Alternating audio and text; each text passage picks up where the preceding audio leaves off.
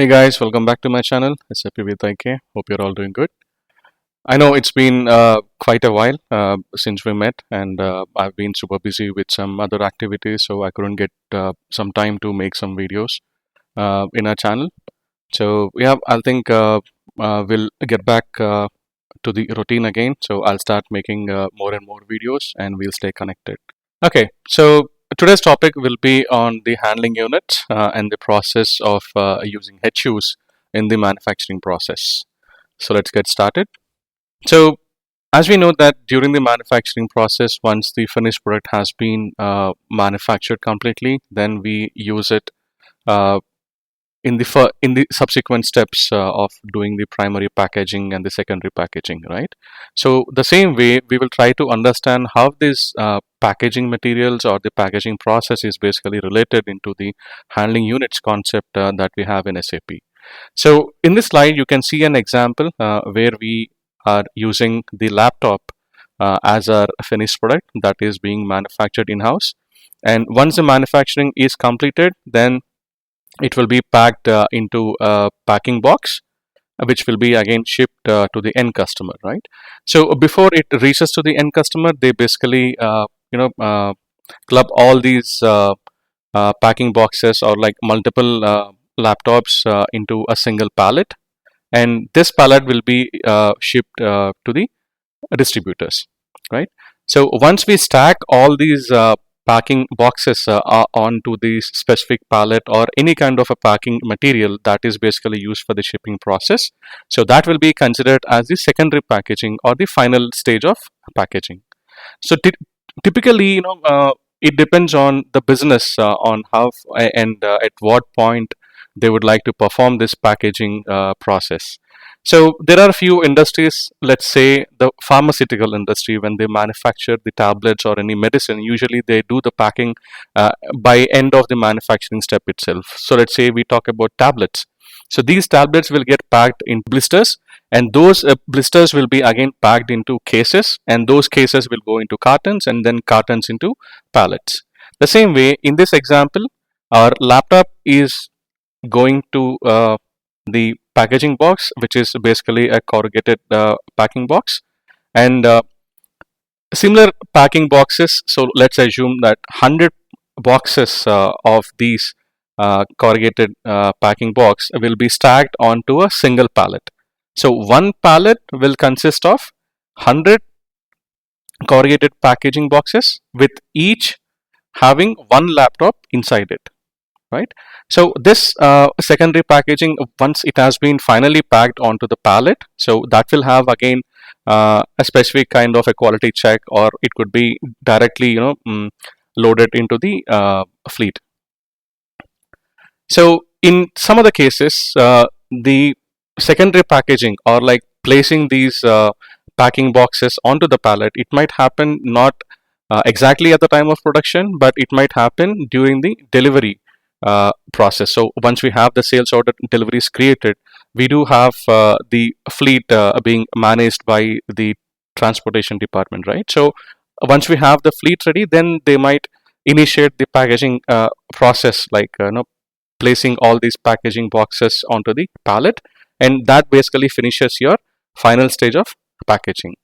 So it's not always the same that every time we need to have a primary and a secondary packaging, but it depends on business to business and also the product that they are basically trying to manufacture. So we also could have 3 or 4 levels of packaging, right? So this is the example on how the packaging instructions can be created in SAP. So the product that we spoke about in our previous slide, which is basically a laptop. So 100 laptops will be packed into 100 primary packaging, which means that one laptop will be packed into one primary packaging, right? And all these 100 primary packagings, which is basically the corrugated packing box, will be placed on one secondary packing, which is basically our pallet. The similar way, so here we can see there are 2 levels of packings, the primary packing and the secondary packing.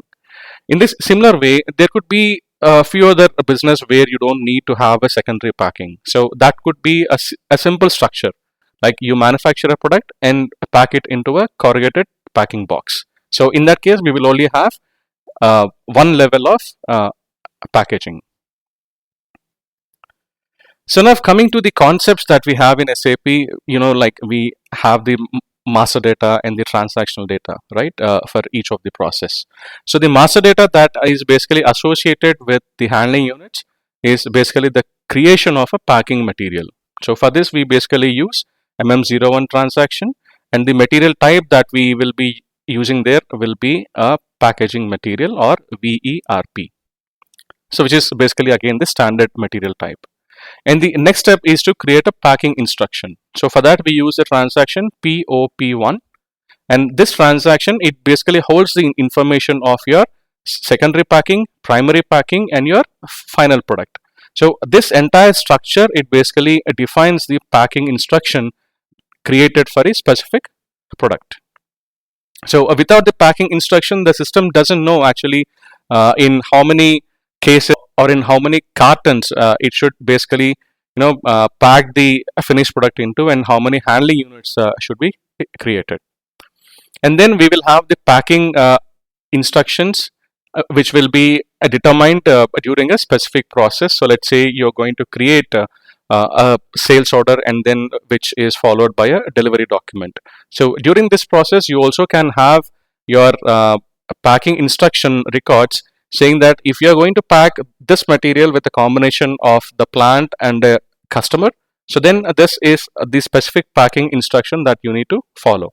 So that will be done in the transaction POF1. So all these are pretty much the standard transactions that we'll be using.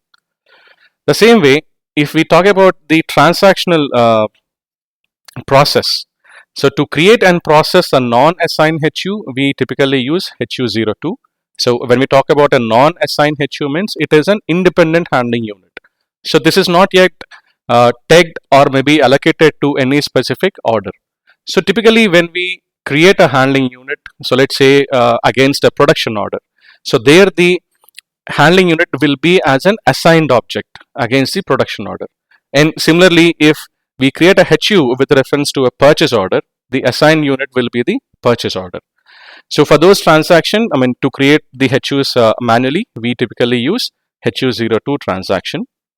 And again, to create HUs without a reference to an order, we basically use HUP10 transaction.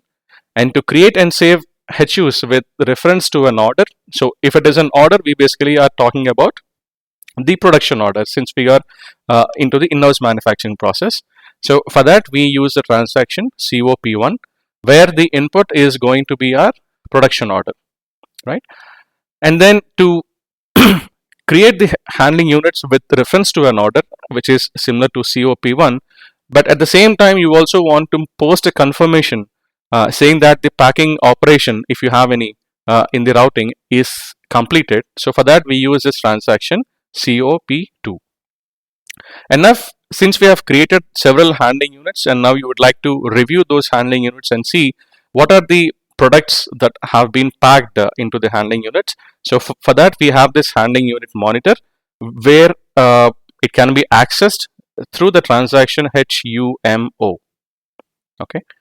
So now, since we have actually created the handling units against a production order, so the next step is basically to perform a goods receipt against the production order. So for that, we use this transaction COWBHUWE. So in case you cannot remember this transaction, you can add it to your favorites in the user access menu. And since you have packed it, the product has been packed into a handling unit, and for some reason you would like to unpack it. So the reversal of the handling unit can be done through the same transaction again, HUMO, right? So let's take a look at the basic or the business process flow that typically follows in our manufacturing process. So the first step, like you are aware, it is basically the creation of a production order, and this creation of the production order will be done for the finished product that we will be manufacturing in-house. And the next step is basically to release the production order. So here we are not actually performing any additional steps in the creation and the release. And again, coming to the goods issue of components against the production order, we still use our standard and the basic way, either to go with the auto picking of components through the backflush process, or the manual issue to the production order against the Migo transaction. So again, all these three steps will be the same way that we normally use in a standard scenario. And then we have this post operation confirmation. So now if you are having handling units and you would like to confirm the operation only after the handling units are created, then you can use this particular transaction, COP2, where you have the option to enter the confirmation as well at the same time as you create the handling unit. And then we have the create HUs with reference to the order, where we call in the transaction COP1, right? So COP1 is basically to create handling units against a production order that we have created earlier for the finished product. And the next step is basically to post goods receipt for the handling units that we have created in our previous step with reference to a production order. So this is pretty much the standard flow that we need to be aware of. So now let's get into SAP and see how this process basically works. So here I'm into SAP, and this is my easy access screen. So let's start with the creation of a production order, or maybe we'll go through the master data like the packaging instructions and all. So since we already have the packaging instruction created, I'll just go to the change mode and show you what has been created. So for that, I'm using the transaction POP2, basically the change mode of a packaging instruction. So the packing instruction here I'm going to use is FG111, which is basically our finished product that we'll be using in the demo today. So this packing instruction, it has two entries. So the first entry is basically our component, which is our packing material. So as you can see here, components tab. So if you go into the details of this, we have this item category which signifies what this material basically stands for. So here it is for P, which means that it is a packaging material, and the next one is basically a material, which is our finished product. So by looking at this structure, we can understand that we have two items in it. So the first one, the item 10, is a packaging material, and whereas the second one is our main product or the finished product that should be packed into this packaging material. So here I have entered the quantity as 50 pieces, and my packaging material or my container is basically 1, which means that this one container will be having 50 pieces of my finished product, or 50 pieces of this product will be packed into one piece of this packaging material. So let's say you have any specific dimensions of the packing material or the box that you're going to pack it in. It could be a box, a bin, a container, anything. So those dimensions can be entered here in our dimensions tab, and that also includes your packaging weight, the volume in case if it is a container, and also the loaded weight and the total weight after the product has been packed. So which means that the total weight of this container or the packaging material would be of this much kilos after 50 pieces of my finished product is packed into one container, right? So here we have our components. So this is basically the packaging instruction, and then if I go into the details of this component, which is nothing but our material master. So here you can see that it is an EWM default storage container box based on the description. And if we go into the details of the material type, we have it as a VERP material, right, which is a packing material. So if we go to the sales general data tab, so here we basically define the type of the packaging material. So YN03, which is basically a customized material type, it basically stands for an internal packaging material. So similarly, each of our companies or our customers will have their own packaging material types created. So the suitable material type should be allocated or assigned in the material master of the packaging instruction. The packaging material, right? So let's go back. So this is our packaging instruction. Now let's go to the production process. So here I am creating a new production order for this material, and my production plant is 1710. So since I have maintained the multiples of 50, I'll enter the production order quantity as 150 pieces, where my assumption is that system should create 3 handling units, right, for the total order quantity. Current date. Good. So I'm going to save it. And here we have the order number 677 created. Now I'm going to release this order. Release carried out.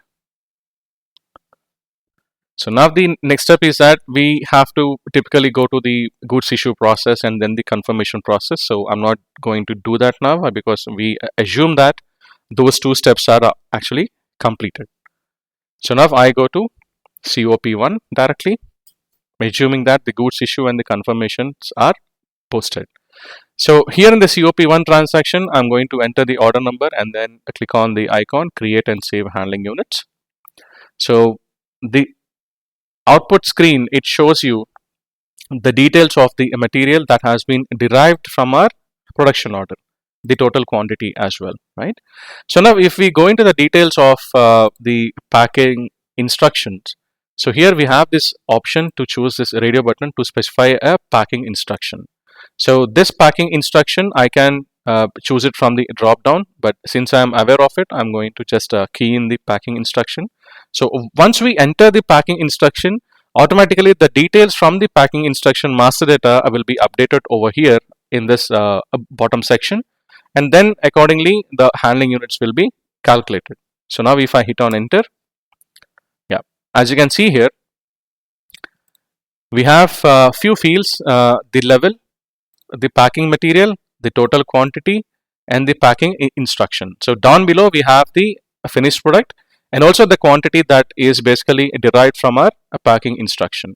So from here we can understand that, let me just put it like this. Okay, we can understand that the 50 quantity of this particular finished product will be packed into 1 piece of the packing material, and this is coming from our packing instruction master data.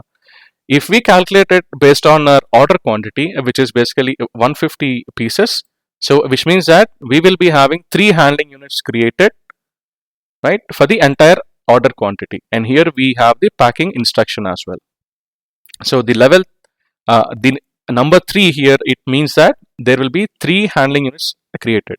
So let's say if the order quantity is 200, so then we will have the value showing here as 4. In the same way, the total quantity for the packing material will also be as 4. So basically the multiples of our finished product that has been entered in the packing instruction. And the last row where you say this asterisk for the finished product, it means that this is the last level that has been maintained in the packing instruction. So below this we do not have any further levels defined. So in our example, we have seen, the packing instruction which has 2 levels, L2, L1, and then the product, right? So if we apply the same principle over here, so we will have something as, the secondary packaging material on the top. Below that we will have the primary packaging, and below that we will have our finished product, right? So now since we have this data being copied from our packing instruction, I'm going to click on this icon to create and save handling units. So there you go. These are the handling units that has been created by the system, and the numbers, it basically ends with 814, 815, and 816. So here we are using a specific number range for the handling units, which basically starts with the 1 series, And if you want to have something else, then you can have your own number ranges defined for the handling units, right? So these three are basically the handling units, and each of this packing material, it has 50 pieces of our finished product packed in it, right? So now, since we have this handling unit created, the next step is basically to post goods receipt against the production order. So for that, we are going to use the transaction COWB HUWE. So I'm going to add the transaction over here, and just I'll key in the production order number and then click on propose HUs. So since we already have these handling units created in our previous step, I'm not going to create them again, right? So I click on this icon, propose, and we can see that the handling units created earlier have been called into this screen, and the total accumulated quantity is 50 pieces in each of this HU, and the status shows as green. So the status is something important that we need to be mindful of. So let's say if we have not entered a proper storage location, or the storage location is not entered in the production order, then we will have a red light over there. So now I'm going to perform goods receipt for the entire order quantity. So for that, I'm going to select all of these handling units, and you also have an option to select only partial goods receipt. So let's say you would like to perform GR only for the first handling unit 814.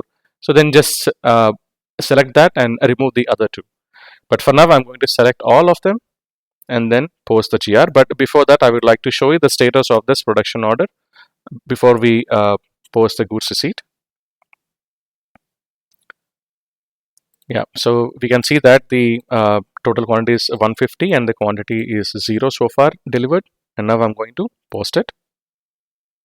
Yeah, so now it says that the goods receipt for the handling unit has been posted successfully. So now I would like to know what is basically the handling unit that has been created for a specific order. So since we are doing it in live, we know the order number and we know the handling units. But if from the business perspective, they will be executing n number of handling units and n number of transactions in a specific day. So for that, you can basically go to the transaction HUMO. So in this handling unit, you basically have several options. In this transaction HUMO, if you are aware of the warehouse number or the system status or the packaging material, so on and so forth, you can have those entered in your selection screen. In the same way, you can also add your materials, batch, plan, so on, and also your objects. As you can see, you have your production orders, your inbound deliveries, and all handling units. And also you can specify a specific user or maybe the date created on. So I'll use the current date and execute. Right. So here we have the assignment object. This is basically the order number. We see 674 here, but the order number we created was 677. So now it has been stuck for some reason, since there is EWM enabled in this plant.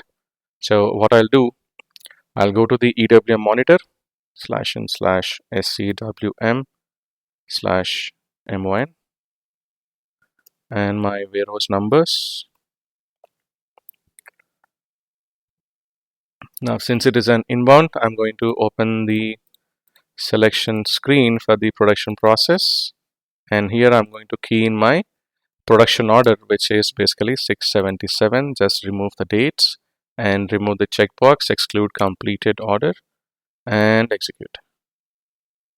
So there you go. So you have an entry here. I don't think it has been processed completely from the EWM side. There could be some settings missing over there, but let's take a look at the inbound delivery that has been created and we'll try to process it. So this is my inbound delivery, and we'll go into the details of this. Yeah, there you go. So now I'm going to post the goods receipt manually.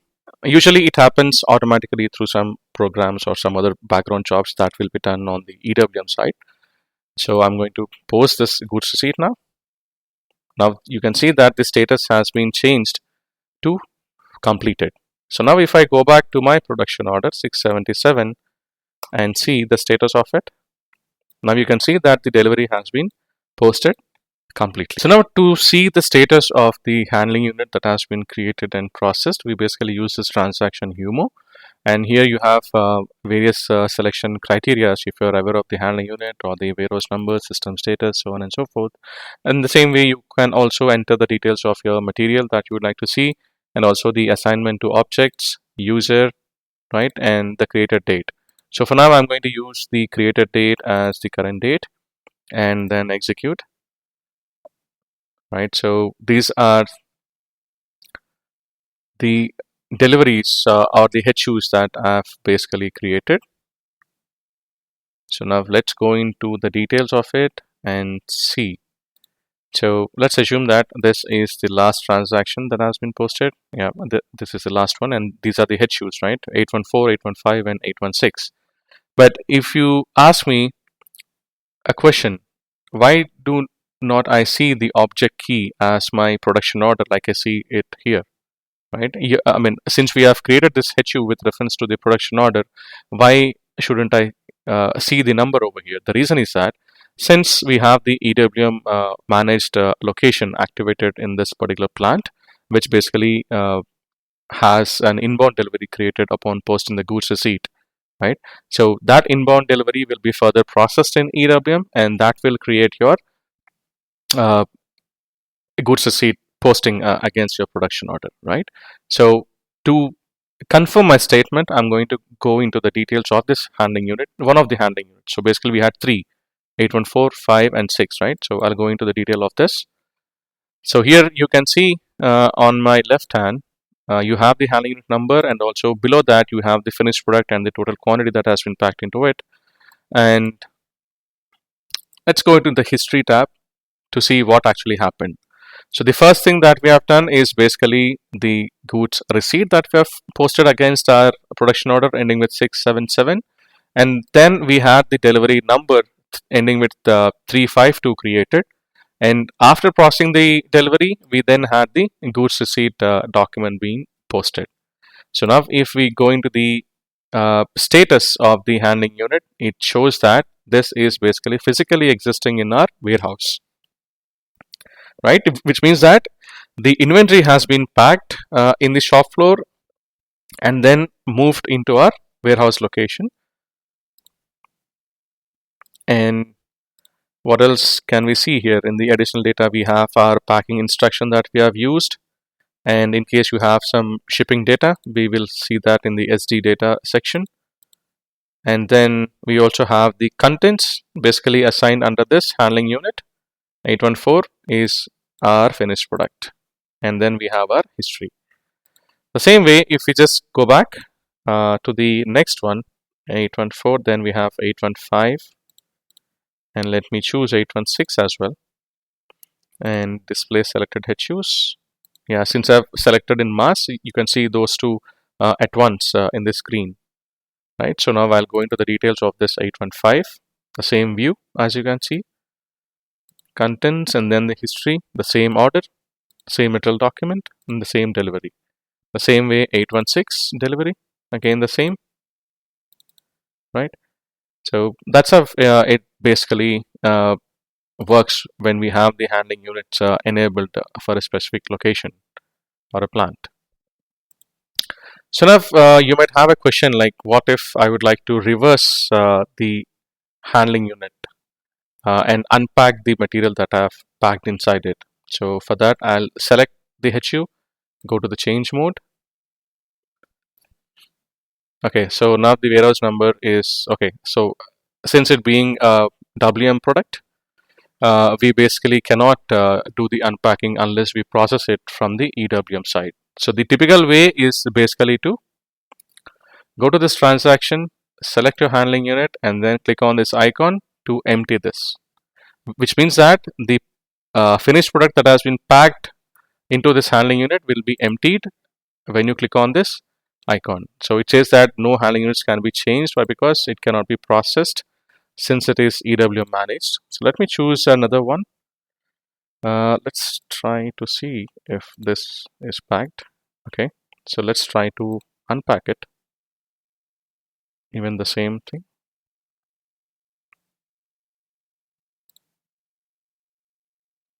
Okay, let's not delete it. Nothing is packed. Okay, let me do one thing. I'll create a new order just for this scenario. Shouldn't take much time. Now I'll take 200. Quickly release it. Save. 678. So I'll go to COP2 directly. 678. Provide the packing instruction.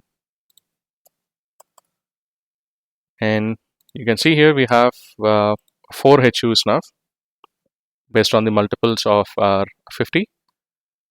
So I'll just create and save the handling units.